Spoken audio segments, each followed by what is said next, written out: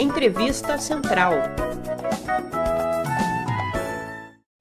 Isadora Brito, membro da coordenação do MTST, Movimento dos Trabalhadores Sem Teto, está aqui conosco hoje para fazer um balanço sobre o ano de 2020. Isadora, agradecemos sua participação nessa entrevista central. Como foi o ano de 2020 para o Movimento dos Trabalhadores Sem Teto, para todos os movimentos de trabalhadores sem teto, levando em conta, nesse balanço político, eu vou lhe pedir para levar em conta a pandemia e o governo Bolsonaro? Sem dúvida, foi um dos anos mais difíceis da vida do movimento.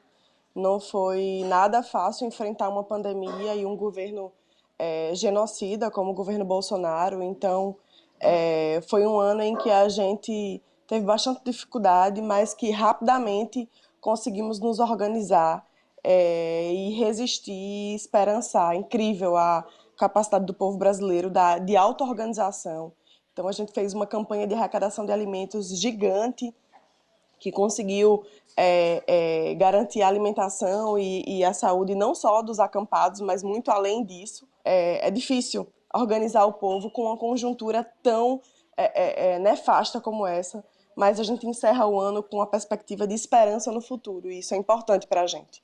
Uma liderança de âmbito nacional como Guilherme Boulos fez uma campanha expressiva em São Paulo, mas eu lhe pergunto, outras lideranças do movimento também se candidataram a vereadores e até a prefeitos pelo Brasil?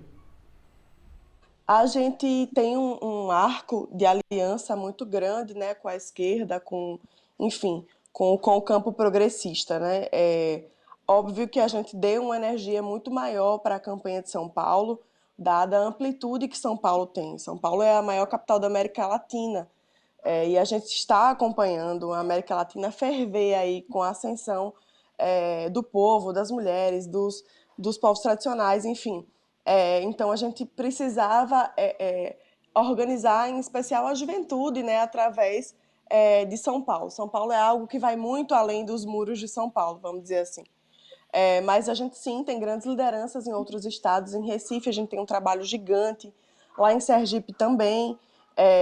Em Alagoas, no Sul, a gente tem figuras públicas muito importantes que decidem e participam ativamente da política dos seus estados. Então é disso que eu estou falando, sabe? De uma construção vinda das ocupações, dos coordenadores das ocupações e que alcançam hoje outros espaços. Falando de ocupações, eu gostaria de lhe perguntar um pouco sobre os programas sociais voltados para a moradia agora no governo Bolsonaro. Como está a situação do programa Minha Casa Minha Vida e desse programa de Bolsonaro, o programa Casa Verde e Amarelo? Certo.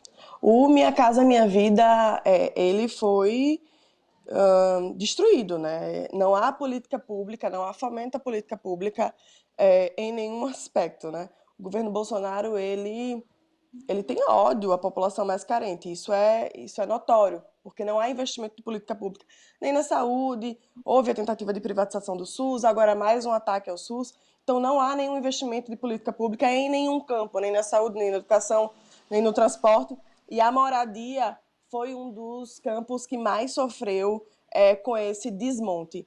A gente pode afirmar que o Minha Casa Verde e Amarela é um blefe.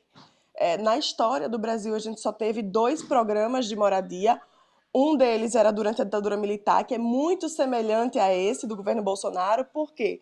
Porque ele acaba com o Minha Casa Minha Vida faixa 1, que é mais de 90% da população brasileira que não tem casa. Mais uma vez, uma iniciativa do governo federal sem diálogo com a sociedade civil, sem diálogo com os movimentos sociais e sem enfrentar o problema na sua raiz. Então, não vai resolver o problema do déficit habitacional e não vai construir moradia para quem precisa. Você falou das ações de solidariedade e eu gostaria de lhe perguntar, nessa pandemia, como ficaram as pessoas nas periferias e as pessoas que não têm uma moradia? A princípio, a gente ouviu o debate de que a pandemia deixou todo mundo igual, numa situação, né, que, olha, todos podem morrer, todos vão ter acesso às mesmas coisas.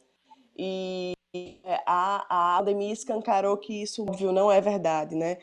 Quem está morrendo, em sua grande maioria, é o povo negro, é o povo periférico.